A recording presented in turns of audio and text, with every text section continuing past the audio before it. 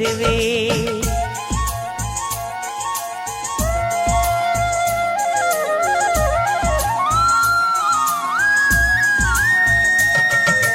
ಪದವಾದರೆ ನಾನು ಪಂಪನ ಪುಟದಲ್ಲಿ ಮೆರೆವೆ, ದನಿಯಾದರೆ ನಾನು ಕೋಗಿಲೆ ದನಿಯಾಗಿರುವೆ.